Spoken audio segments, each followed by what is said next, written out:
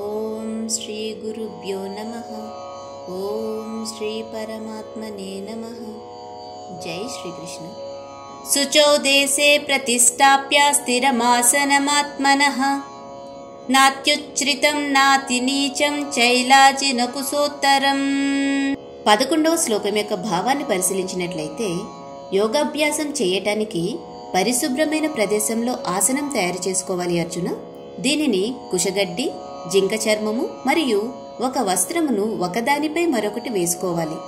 ఈ ఆసనము మరీ ఎక్కువ ఎత్తులో ఉండకూడదు, అలాగని మరీ తక్కువ ఎత్తులో కూడా ఉండకూడదు అర్జున.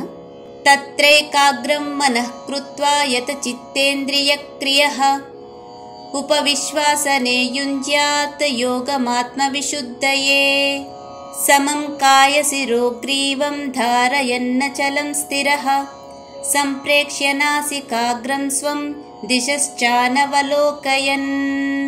12, 13 శ్లోకాల యొక్క భావాలను పరిశీలించినట్లయితే, ఆ ఆసనంపై స్థిరంగా కూర్చొని ఒకే ఏకాగ్రత గల ధ్యానములో అన్ని ఆలోచనలను, కార్యకలాపాలను నిగ్రహించి యోగి తన మనస్సుని పరిశుద్ధమనర్చుకోవటానికి పరిశ్రమించాలి అర్జున.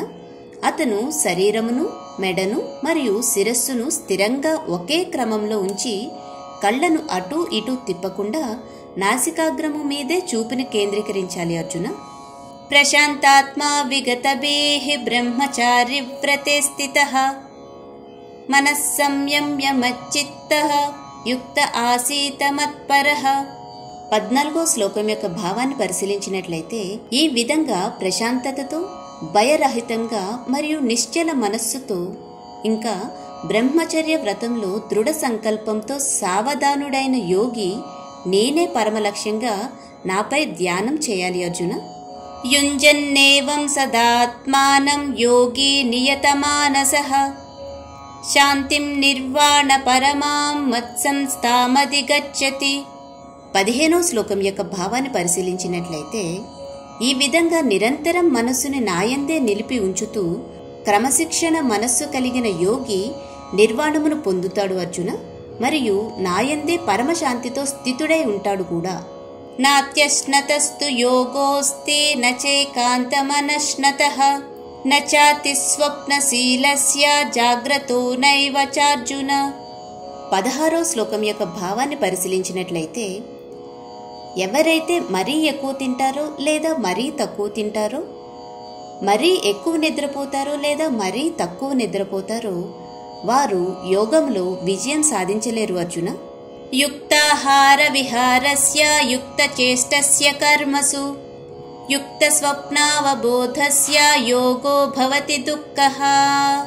17వ శ్లోకం యొక్క భావాన్ని పరిశీలించినట్లయితే, కానీ ఎవరైతే తినటంలో మరియు వినోదాలలో మితంగా ఉంటారో, పనిలో సమతుల్యతతో, నిద్రలో క్రమబద్ధతతో ఉంటారో, వారు యోగాభ్యాసంతో అన్ని దుఃఖములను ఉపశమింపచేసుకోవచ్చు అర్జున.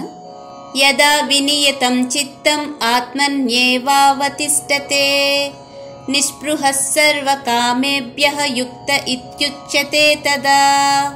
18వ శ్లోకం యొక్క భావాన్ని పరిశీలించినట్లయితే, వారు సంపూర్ణ క్రమశిక్షణతో మనస్సుని అన్ని స్వార్థపూరిత వాంఛల నుండి వెనక్కి మరల్చి పరమశ్రేష్టమైన ఆత్మశ్రేయస్సు యందే లగ్నం చేస్తారు అర్జున.